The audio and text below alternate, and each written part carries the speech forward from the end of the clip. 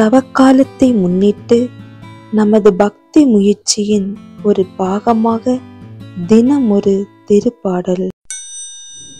திருப்பாடல்கள் 121 மற்றும் 122. மலைகளை நோக்கி என் கண்களை உயர்த்துகின்றேன். எங்கிருந்து எனக்கு உதவி வரும்? விண்ணையும் மண்ணையும் உண்டாக்கிய ஆண்டவரிடமிருந்தே எனக்கு உதவி வரும். அவர் கால் இடராதபடி பார்த்து கொள்வார். உம்மை காக்கும் அவர் உறங்கிவிட மாட்டார்.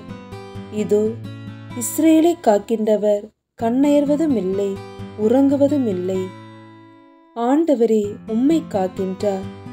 அவர் வலப்பக்கத்தில் உள்ளார். அவரே உமக்கு நிழலாவார். பகலில் கதிரவன் உம்மை தாக்காது, இரவில் நிலாவும் உம்மை தீண்டாது. ஆண்டவர் உம்மை எல்லா தீமையினின்றும் பாதுகாப்பார். அவர் உயிரை காத்திடுவார். நீர் போகும் போதும் உள்ளே வரும்போதும் இப்போதும் எப்போதும் ஆண்டவர் உம்மை காத்தருள்வார். ஆண்டவரது இல்லத்திற்கு போவோம் என்ற அழைப்பை நான் கேட்டபோது அகமகிழ்ந்தேன். எருசலேமே, இதோ நாங்கள் அடியெடுத்து வைத்து உன் வாயில்களில் நிற்கின்றோம். எருசலேம் செம்மையாக ஒன்றிணைந்து கட்டப்பட்ட நகராகும்.